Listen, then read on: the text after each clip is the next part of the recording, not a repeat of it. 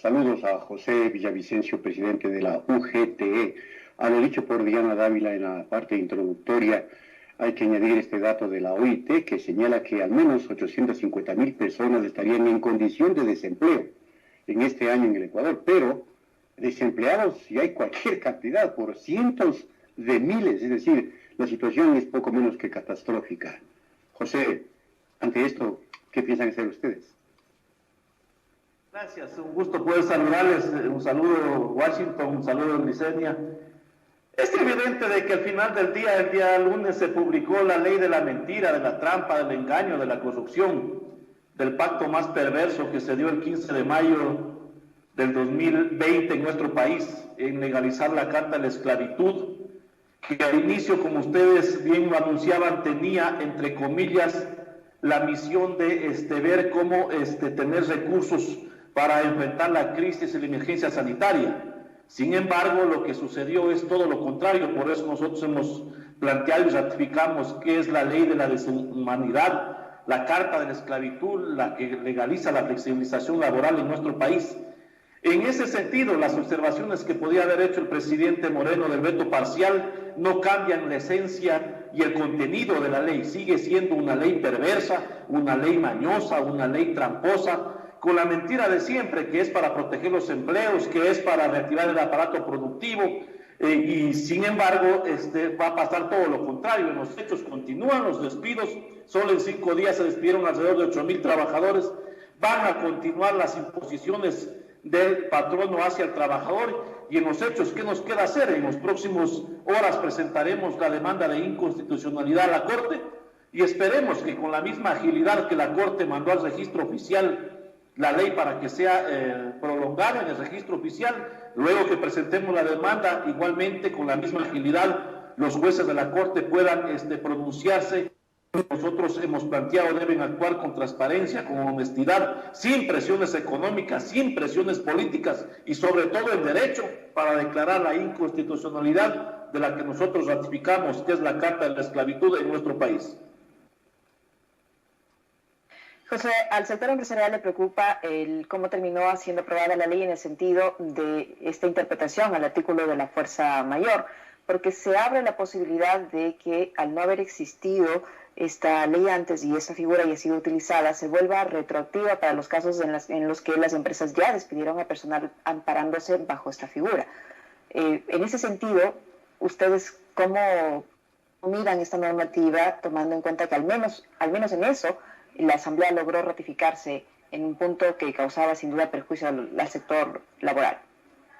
Dos elementos. Primero, nosotros ratificamos el hecho desde el inicio de que la aplicación de este artículo 169, numeral 6 del Código del Trabajo, estaba siendo aplicado de una manera ilegal.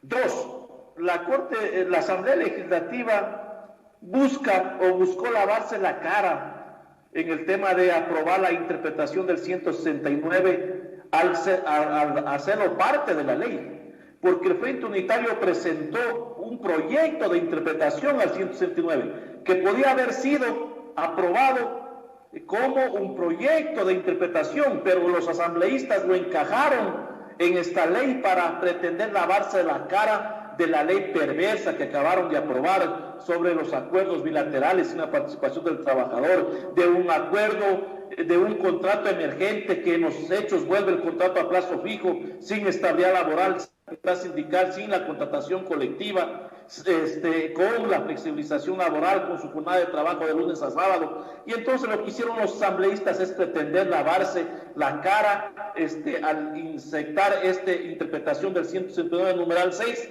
para justificar la ley. Nosotros ratificamos que el contenido de la ley es perversa y que el 169 que se venía aplicando en nuestro país era ilegal, era inconstitucional, porque no ha sido afectada la infraestructura de la empresa como tal. Eso lo dice el Código del Trabajo, eso lo dice el artículo 30 del Código Civil, que debe ser considerado como fuerza mayor. En los hechos, en la práctica, entonces, decir de parte de los empleadores de las cámaras que van a demandar este artículo ratifica que ellos no querían garantizar el empleo, no querían garantizar nuevas fuentes de trabajo en nuestro país, sino que lo que buscaban es mecanismos para seguir despidiendo, aprovechándose de la emergencia sanitaria, y eso lo están demostrando al decir que van a demandar la interpretación del 169 por parte de las cámaras empresariales en nuestro país. Ahora, José, la situación real por la que atraviesa el país es que la ley ya está aprobada y está en vigencia. Ustedes demandan a la Corte Constitucional, pero sabemos de qué pata cojea la Corte Constitucional, así como el Contralor, la Fiscal General del Estado y todos los demás entes gubernamentales. Ante eso, ¿cuál es la disyuntiva que les queda a los trabajadores? ¿Por qué no van a esperar una resolución a favor de los trabajadores de la Corte Constitucional? Porque sería iluso aquello. ¿Qué dice? Hay dos elementos. Primero, la lucha será legal, jurídica a nivel local y nacional. Toca hacerlo.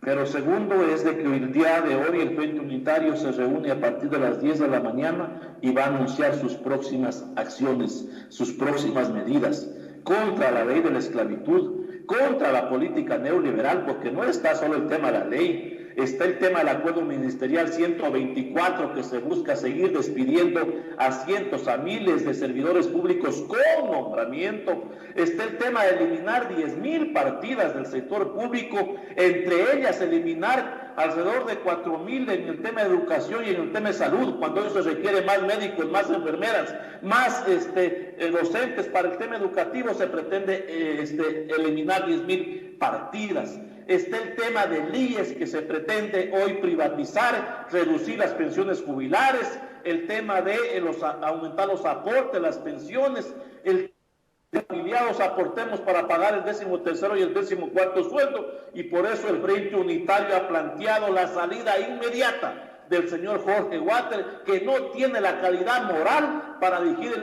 patrimonio de los ecuatorianos. Y entonces es evidente que vamos a denunciar nuestras acciones contra esta ley, contra la política neoliberal, en defensa del Instituto de Seguridad Social y en el tema del combate a la corrupción. No puede ser posible de que mientras el pueblo ecuatoriano exija comida, medicina, empleo, se les sigan robando los recursos a los ecuatorianos, y nos dicen desde la Asamblea, desde el Ejecutivo, que no hay recursos, que no hay plata. Sí hay plata, el problema es que se la están robando, se la están comiendo, aprovechándose de esta emergencia sanitaria, y en esa línea vamos a continuar en las próximas acciones, en las próximas luchas desde los trabajadores, desde las organizaciones sociales, haciendo el uso legítimo que tenemos los trabajadores, que es el derecho a la resistencia, y desde las calles vamos a seguir enfrentando la política neoliberal en contra de los trabajadores y los pueblos.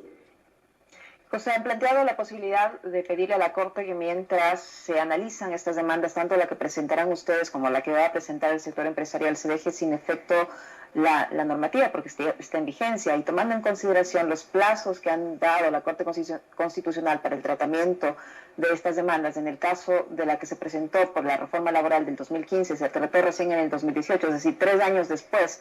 O sea, no hay muchas esperanzas de que actúen con diligencia. ¿Qué acciones inmediatas en el ámbito político piensan hacer ustedes? Usted dice que van a continuar con la lucha en las calles mientras se realizan todo este tipo de recursos, pero en lo concreto, ¿qué es lo que van a hacer? ¿Van a salir cuándo a las calles? ¿Van a hacer una huelga? ¿Van a hacer una paralización, una movilización? ¿Qué es lo que van a hacer? Es evidente de que en los próximos días vamos a anunciar estas acciones, que no pasarán más allá de la mitad del mes de junio. Sin embargo, la fecha será discutida a partir de las 10 de la mañana y anunciada en las próximas horas. Segundo, yo empecé diciendo de que la Corte, con la misma agilidad de que mandó la ley al registro oficial para que sea puesta en vigencia, aspiramos de que luego de que se presenten las demandas, con esa misma agilidad le dé trámite al pedido que haremos las diferentes organizaciones del Frente Unitario, así como estamos exigiéndole a la Corte que ya se pronuncie sobre la demanda del tema del presupuesto para la educación, que hasta el momento no lo hace. Entonces, Es el momento de que la Corte tiene que actuar sin presiones económicas, sin presiones políticas, y los 9 jueces deben actuar con transparencia, pero sobre todo en derecho. Aquí no les estamos pidiendo favores, aquí les estamos exigiendo es que actúen en derecho y que puedan pronunciarse sobre una ley que es inconstitucional, que violenta la Constitución y los convenios internacionales y los derechos humanos. Entonces la lucha será legal, pero también desde las calles. Y el tercer elemento es de que seguimos nosotros trabajando para presentar una propuesta diferente, alternativa para el 2021, porque hoy en la práctica hay un gobierno sordo, ciego, que no escucha, que no ve el rechazo del pueblo ecuatoriano, junto a una asamblea legislativa que no ha hecho absolutamente nada para combatir la corrupción, para aprobar leyes a favor del pueblo ecuatoriano, sino que se han allanado a la política neoliberal, y esas son las consecuencias de la ley humanitaria y otras leyes que han aprobado en contra de los trabajadores y los pueblos. Entonces, es evidente que el proceso electoral por parte de los trabajadores y los sectores sociales también será otro instrumento de lucha, de confrontación, de discusión de ideas, de quién defendemos los derechos de los trabajadores y del pueblo frente a quién defiende el capital y la política neoliberal.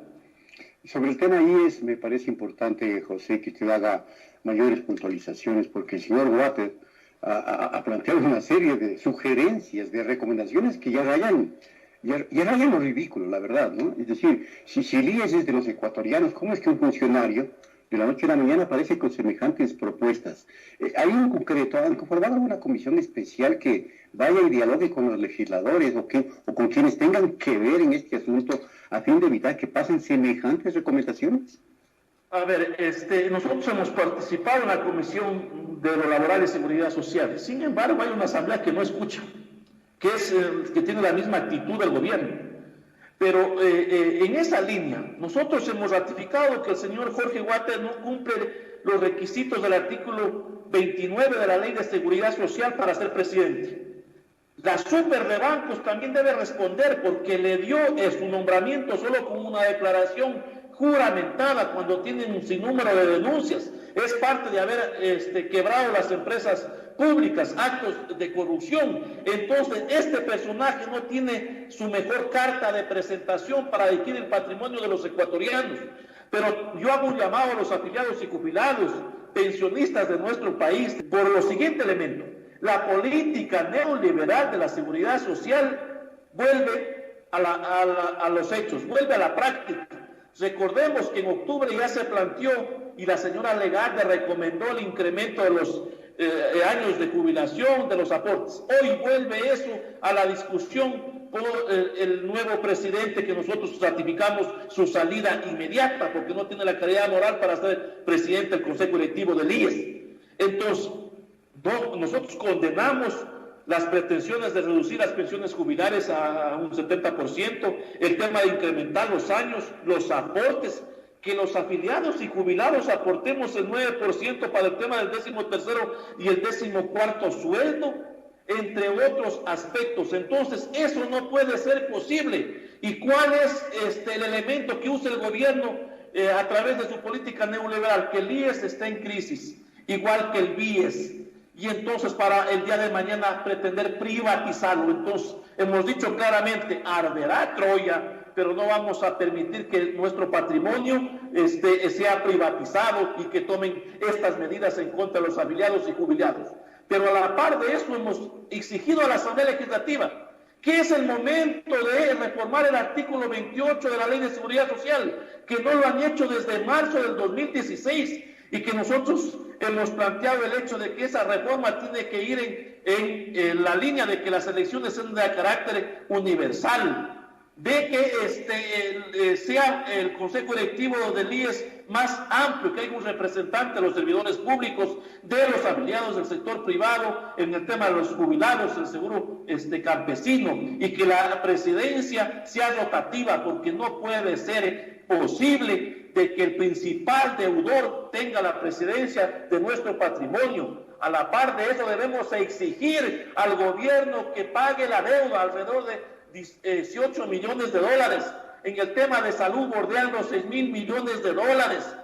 Hay que decirle al pueblo ecuatoriano que el gobierno ha perjudicado luego que la Corte dispuso que se entregue el 40%, alrededor de 400 millones de dólares, solo agosto 2018 a diciembre 2019. Y en este año el gobierno no ha entregado ni un solo centavo de la responsabilidad del 40% y está afectando alrededor de 900 millones de dólares. Lo que va del año no ha dado ni un solo centavo. Entonces, el señor Water debería decirle al pueblo ecuatoriano qué está haciendo para que el gobierno pague su responsabilidad con el IES, qué está haciendo para el tema de combatir la corrupción. Y entonces en esa línea es evidente que no están haciendo nada. Y por eso también permítame condenar las declaraciones y el pronunciamiento del señor Richard Gómez, representante de la CUD, que dice que respalda las acciones del señor Water.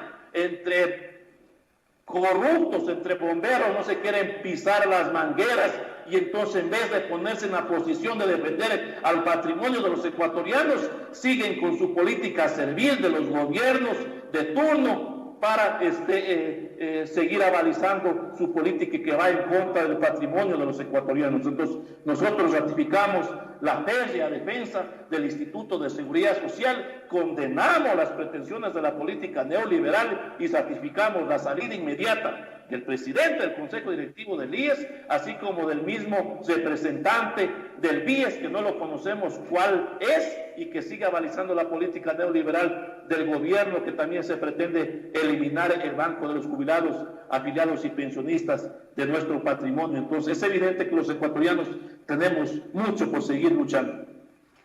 Señor Villavicencio, en la reunión que tienen hoy, ¿qué se va a definir? ¿Movilización? ¿Paralización? ¿Huelga? ¿Qué se va a definir? Bueno, lo anunciaremos más adelante. Soy respetuoso del resto de mis organizaciones que conformamos el Frente Unitario. Apenas ya resolvamos las próximas acciones, ustedes conocerán las próximas medidas que haremos desde los trabajadores y los sectores sociales. Lo que usted ha planteado no está descartado, y en esa línea seguiremos trabajando. Va a ser una actitud, una acción coordinada con otras organizaciones sociales, me supongo, José. Es evidente de que sí, estamos trabajando con las organizaciones del Frente Popular, de la CONAGUI, de que ellos están hoy enfrentando una situación crítica, compleja en el tema del contagio en las comunidades, en el tema de la salud. Sin embargo, no hemos dejado de trabajar, no hemos dejado de seguir discutiendo los problemas de nuestro país. Estamos actualizando la propuesta que fue presentada en octubre en el tema económico, en el tema político, que en las próximas horas también los ciudadanos y el pueblo ecuatoriano conocerá, frente a actualizar esa propuesta en las realidades que hoy estamos viviendo los ecuatorianos, para darle una alternativa en el 2021 desde los trabajadores, desde los sectores sociales. Y en ese sentido, entonces, las acciones serán junto a los servidores públicos, junto a la CONAIE, junto a las organizaciones del Frente Popular y todas las organizaciones y los seres humanos que se ven afectados por esta política neoliberal implementada por el presidente Moreno. Ahora, la ley humanitaria no tiene aspectos todos negativos, ¿no? Hace pocos instantes vimos como la legisladora Guiñaga mencionaba algunos de ellos, en el ámbito positivo me refiero, como el tema de las tarifas eléctricas, las pensiones educativas, los servicios básicos en general. Y a ustedes les preocupa adicionalmente este asunto de los contratos emergentes. ¿Por qué los trabajadores se deben preocupar por esta aplicación de los contratos emergentes, tomando en cuenta que se daría para las nuevas contrataciones? ¿Y cuál es el riesgo allí, señor Villavicencio? Mire, en el tema de los servicios públicos, el presidente lo podía haber hecho a través de un decreto presidencial, para que no ocurra lo que ya está pasando, que están cobrando el tema de la energía eléctrica y otros servicios a dedo, a ojo de buen cubero. Eso lo podía haber hecho desde el primer día a través de un decreto presidencial. Es evidente eso. Y entonces no lo hicieron porque querían buscarle un elemento para decir que la ley es positiva. Nosotros demandaremos en el tema laboral. Dos, hay que los ecuatorianos estar claros. Aquí no hablamos de un contrato emergente. Nosotros planteamos de que si hablábamos de un contrato emergente se discuta por la vigencia de 6 meses, que podría haber sido renovado por 6 meses más. Sin embargo, eso no se tomó en consideración. Lo que han hecho es reformar el Código del Trabajo. Entonces, ¿qué nos preocupa? El contrato emergente, entre comillas, que es un contrato que dura 1 año, que puede ser renovado por 1 año más, que en los hechos vuelve el contrato a plazo fijo. No tiene estabilidad laboral, no tiene libertad sindical ni contratación colectiva, con un elemento adicional: su jornada de trabajo será de lunes a sábado, las 20 horas del contrato parcial y las 40 del ordinario. La pregunta es: ¿a quién beneficia esto? Es evidente que al empleador. Ejemplo, si un trabajador tiene un ingreso de $400, el diario estaría alrededor de $13. La hora de trabajo alrededor de $2.80. Entonces, si hacemos hay una regla, si un trabajador laboraría los días sábado, ¿cuánto se estaría ahorrando el empleador? Es alrededor de $13 al día. Si esto sumamos por 5,000 trabajadores solo al mes, estaríamos hablando de $280 millones que se estarían ahorrando los empleadores. Entonces el trabajador no se opone a laborar los sábados y domingos, pero lo hace para mejorar sus ingresos, porque los $400 ni siquiera le cubren el 55% del costo de la canasta básica familiar. Entonces por eso labora, pero hoy lo tiene que hacer dentro de las mismas 20 horas, dentro de las mismas 40 horas. No va a cobrar horas suplementarias y extraordinarias. La pregunta es: ¿a quién beneficia? Es al empleador, y a quién perjudica es a quienes generamos la riqueza de nuestro país, que somos los trabajadores. Entonces, por eso es lo que nosotros hemos dicho, que esta ley es la ley de la trampa, es una ley mañosa, perversa, la ley de la corrupción, porque consiguieron los votos a través de darles cargos públicos a familiares de los asambleístas, y por eso nosotros ratificamos el llamado al pueblo ecuatoriano que deben ser condenados los asambleístas que aprobaron la Carta de la Esclavitud en nuestro país.